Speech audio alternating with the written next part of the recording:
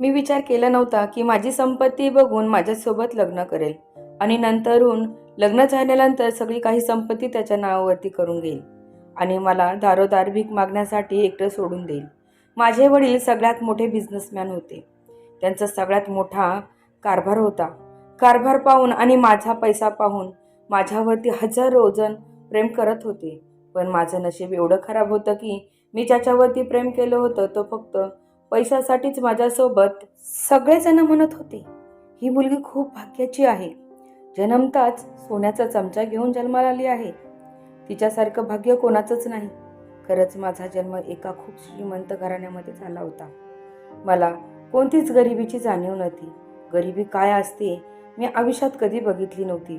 जन्माला आल्या त्यावेळेला माझ्या वडिलांनी माझ्या नावावरती एक कंपनी केली होती. खूप साऱ्या पॉलिसी काढून ठेवल्या होत्या. मी आयुष्यभर सुद्धा न काम करता बसून खाऊ शकले असते. माझं नशीब हे खूप चांगलं होतं. पण कधी कधी राजालाही रंक बनावं लागतं. ही सगळी देवाचीच इच्छा असते. माझ्या वडिलांनी माझ्यासाठी खूप नवस केले होते, कारण त्यांची खूप संपत्ती होती. त्यांच्या संपत्तीचा वारसा म्हणून घरामध्ये एकही मूल बाळ नव्हतं. खूप देवधर्म करून झाल्यानंतर मी जन्माला आले. माझं नाव प्रेमा ठेवलं होतं. जन्माला आले त्याच वेळेला माझ्या वडिलांनी माझ्यावरती हजारो रुपये खर्च केले होते. प्रत्येक देवाचा नवस पूर्ण करता करता त्यांना महिना लागला होता. त्याच्यानंतर माझा जन्म झाला होता. माझ्या घरामध्ये जेव्हा मी जन्माला आले त्यावेळेला सगळीकडे आनंदी आनंद झाला होता. माझे वडील नौकर चाकरांना सुद्धा सोन्याच्या माळा वाटत होते. खूपच आनंदी झाले होते. माझी आजी आजोबा सुद्धा त्यावेळेला खूपच खुश झाले होते. माझ्या आजीला वाटत होतं अजून एक मुलगा झाला म्हणजे सगळं काही भरूनच पावेल. माझी आई आणि माझे वडील हे मला त्यांच्या जीवापलीकडे जपत होते. लहानपणी माझे जेवढे लाड झाले आहेत आत्तापर्यंत एकाही मुलीचे झाले नसतील. बोलतात ना, मूल खरंच लाडाने वेडं होतं आणि घाण मलनाकडे जातं. कधी कधी आईबाबांची इज्जतसुद्धा करत नाहीत. पण माझं ते वेगळंच होतं. मी माझ्या आईवडिलांची कधी शब्दाच्या पुढे गेली नाही. मी माझ्या आईवडिलांची खूप इज्जत करायची. माझे वडील माझ्यासाठी किती कष्ट करतात, किती काम करतात याचं सुद्धा मला भान होतं. पण एवढे जाण असून सुद्धा माझा पाय कसा काय घसरला हेच मला समजलं नाही. माझं शिक्षण आता सुरू झालं होतं. मी सगळ्यात मोठ्या शाळेमध्ये शिकत होते. माझ्या मैत्रिणी सुद्धा खूप श्रीमंत घराण्यातल्या मुली होत्या. सगळे श्रीमंत लोक माझ्या शाळेमध्ये शिकत होते. मीही खूप श्रीमंत होते. मी कधी कधी शाळेत जाताना काही मुलं पायी पायी चालत असायचे. मला पायी कसं चालायचं हे सुद्धा माहिती नाही. कसं काय चालत येतात आणि कशी काय गरीब मुलं रस्त्यावरती बसून जेवण करतात आणि खाली मांडी घालून बसतात हे सुद्धा मला खूप आश्चर्य वाटायचं. मला गरिबीचे पिक्चरमधून बघितल्यानंतर खूप नवल वाटायचं की ही लोक असे कसं काय जगत असतील. कारण मी खरंच माझ्या वडिलांची लाडाची आणि एकुलती एकच होते. त्याच्यामुळे त्यांनी मला गरिबीची झळ काय असते ही सुद्धा कधी दाखवली नाही.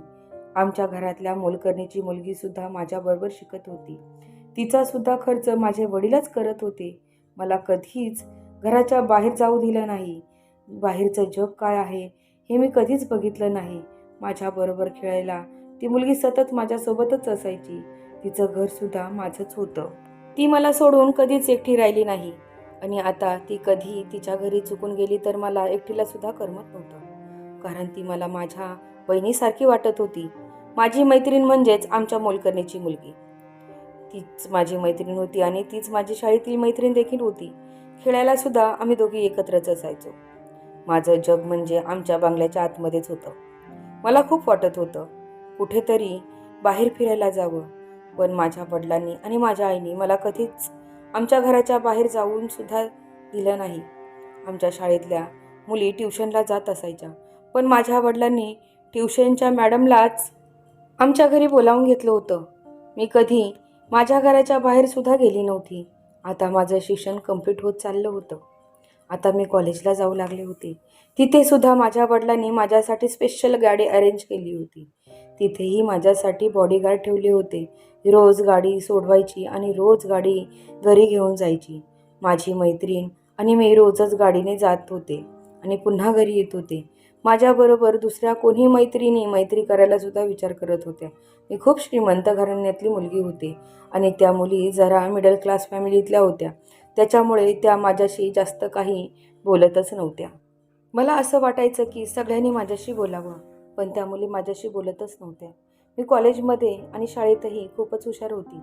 सगळ्यांमध्ये माझा पहिला नंबर येत असायचा. माझ्या वडिलांनी पाहिजे तेवढे मला क्लासेस लावले होते.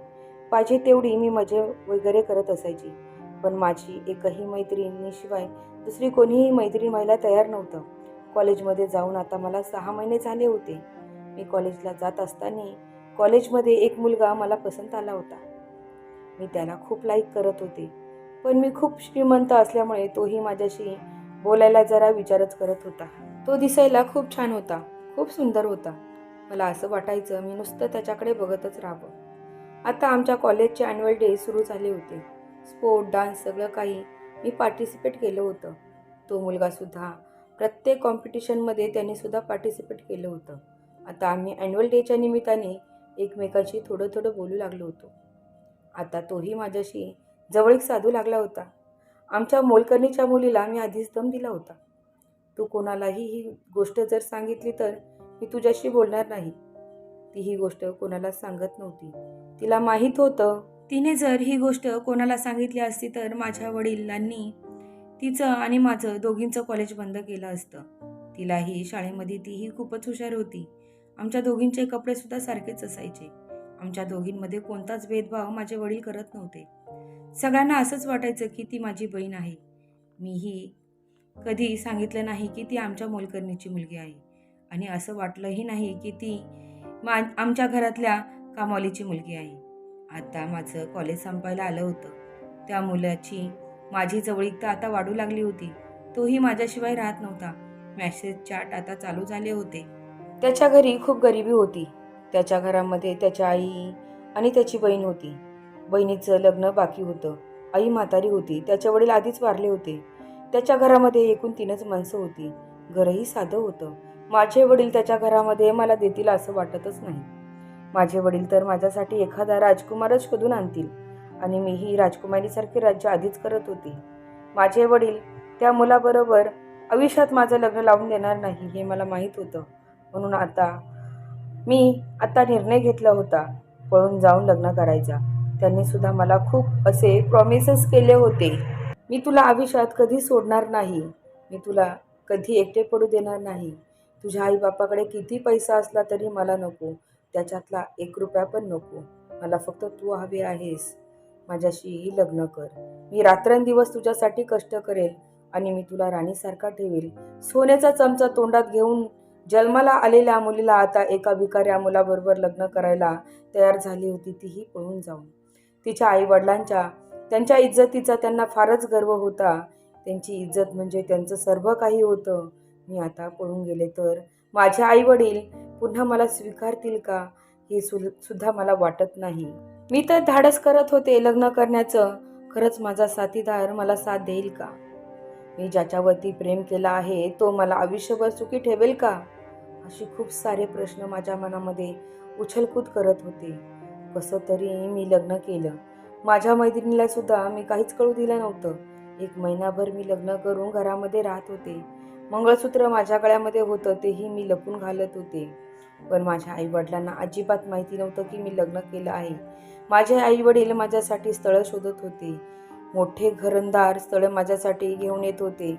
माझ्या आईवडिलांनी एकही स्थळ पसंत येत नव्हतं. त्यांच्याकडे एक कंपनी असेल तरी माझे वडील नकार देत होते. माझ्या वडिलांना असं वाटत होतं माझ्या मुलीला कधीच कोणत्या गोष्टीची कमी पडू नये. पण त्यांना काय माहीत होतं की मी एका भिकाऱ्या मुलाबरोबर लग्न करून आधीच बसली होती. मी माझ्या वडिलांची खूपच खोटं बोलत होती. माझं मन आतून खूप दुःखी होत होतं की मी आता तुम्ही माझ्यासाठी कोणतं स्थळ पाहू नका. हे मी त्यांना कोणत्या तोंडाने सांगू? आमच्या मोलकरणीची मुलगीसुद्धा तिथेच होती. मी तिला काहीच सांगितलं नव्हतं. पण आज माझ्या वडिलांच्या इच्छेचा अंत होणार होता.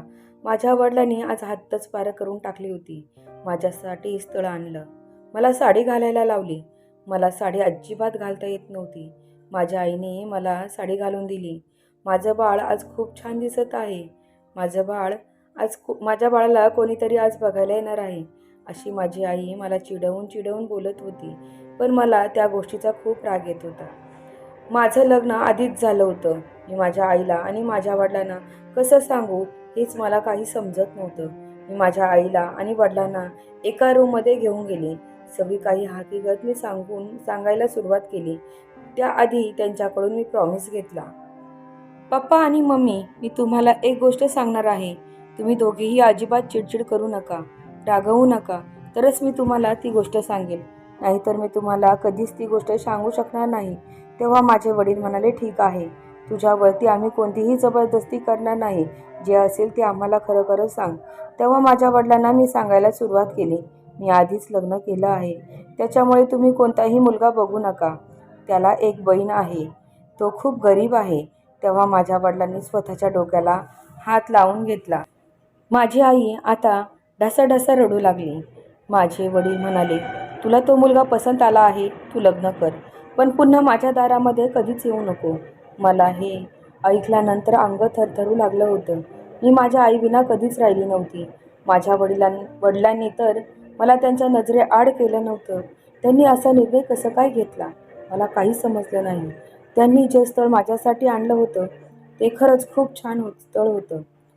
ते आमच्या मोलकरणीच्या मुलीबरोबर त्या मुलाचे लग्न लावून दिले. त्या मुलीमध्ये आणि माझ्यामध्ये माझ्या वडिलांनी कधीच अंतर ठेवला नव्हता. कोणालाही माहीत नव्हतं की ती खरे आमच्या मोलकरणीची मुलगी आहे. सगळ्या गोष्टी आम्हाला सारख्याच होत्या आणि ती आता सुखाने संसार करत आहे. राजा राणीवाणी ते दोघे सुखाने आनंदात आहेत. कोणत्याही गोष्टीची तिच्याकडे कमी नाही. पण मी आता एक एक रुपयासाठी तरसत आहे. मला माझ्या वडिलांनी सगळ्या संपत्तीमधून बेदखल केलं. 1 रुपया सुद्धा दिला नाही. माझ्या नवऱ्याने सुद्धा मी कोणतेही पैसे न आणल्यामुळे त्यांनी सुद्धा आता माझे हाल करायला लागला होता. तुला काम येत नाही का? तुला जेवण सुद्धा बनवता येत नाही का? तुझ्या बापासारखा मी श्रीमंत आहे का? मी त्याला म्हणाली, तू तर म्हणाला होता तू फक्त माझ्याशी लग्न कर, बाकी काम कष्ट मी करेल. मी तयार आहे, माझा नवरा म्हणाला. म्हणण्यामध्ये आणि करण्यामध्ये खूप अंतर असतो. तुला हे सुद्धा कळालं नाही का? तुला खरं सांगू का, मी तुझ्याशी लग्न फक्त तुझी संपत्ती बघून केलं आहे. बाकी मला तुझ्यावरती अजिबात प्रेम नाही. तुझ्यापेक्षा तुमची मोलकरीणीची मुलगी छान दिसते. असं म्हटल्यानंतर माझ्या शरीरामध्ये त्राणच उरला नाही. जीव माझा निघून गेला होता. रडू की गागू, काय करू काही समजत नव्हतं. तो म्हणत होता, मी माझ्या इज्जतीची पर्वा सुद्धा केली नाही आणि तुझ्याबरोबर लग्न केलं. मला वाटलं होतं तुझ्याशी लग्न केल्यानंतर माझी सगळी काही गरिबी दूर होऊन जाईल. तुझ्या नावावरती कंपनी होत्या, तुझ्याकडे खूप शेअर्स होते, खूप पॉलिसी होत्या. त्याच्यातून एक पॉलिसी सुद्धा तुझ्या वडिलांनी तुला दिली नाही. कंपनीची अर्धी वारीसदार जर तुला लावलं असतं तरी बरं झालं असतं. पण तुझ्या हातात फुटका 1 रुपया सुद्धा दिला नाही. असा माझा नवरा मला बोलून दाखवत होता. चुकून मी तुझ्याशी लग्न केलं. मोठी चुकी केली. मी दिसायलाही खूप छान आहे. आमच्या जातीमध्ये हुंडा घेऊन मी लग्न केलं असतं तरी चाललं असतं. थोडंफार तरी माझ्याकडे पैसा आला असता. मला माहिती नव्हतं माझा नवरा लग्न केल्यानंतर असं काही बोलू शकतो. मी विचार न करता घराच्या बाहेर निघाले. कुठे जायचे, काय करावे हे काही समजलं नाही. पण घराच्या बाहेर जायचं, घरामध्ये राहायचं नाही हे फक्त मला मनामध्ये ठाण धरलं होतं. बाहेरचं जग काय आहे हे मला 2 महिन्यामध्ये समजायला लागलं होतं. माझ्या आईवडिलांनी मला गरिबी दाखवली नव्हती, पण आता माझ्यावरती अशी वेळ आली होती की मी रस्त्यावरती बसून भीक मागण्याशिवाय माझ्याकडे दुसरा पर्याय राहिला नव्हता. कारण माझ्या नवऱ्याने मी घर सोडल्याचा निर्णय घेतल्यानंतर सुद्धा मला अडवण्याचा प्रयत्न केला नाही. कारण त्याला वाटलं होतं त्याच्या बहिणीचं लग्न आणि त्याच्या आईचा खर्च सुद्धा माझे वडील करतील. मलाही वाटलं नव्हतं की माझे वडील एवढे निर्दयी बनतील आणि आता मी रस्त्यावरती भीक मागून माझं पोट भरत आहे. म्हणूनच मित्रांनो आणि मैत्रिणींनो, कोणताही निर्णय घेताना विचार करा. विचार करूनच कोणताही निर्णय घ्या. नाहीतर वेळ आली तर हातचंही जायचं आणि पळतही जायचं. आणि वेळ येईल आपल्याकडे, एवढी घाण वेळ येईल की आपण भीक मागितल्याशिवाय दुसरा पर्याय नाही. तर मित्रांनो, तुम्हाला ही छोटीशी गोष्ट आवडली असेल तर नक्कीच लाईक करा, शेअर करा. छान छान गोष्टी पाहण्यासाठी क्रियांश रिअल स्टोरी या चॅनलला सबस्क्राईब करा. सगळ्यात पहिली नोटिफिकेशन तुमच्यापर्यंत पोहोचण्यासाठी ऑलवर सेट करून ठेवा. धन्यवाद.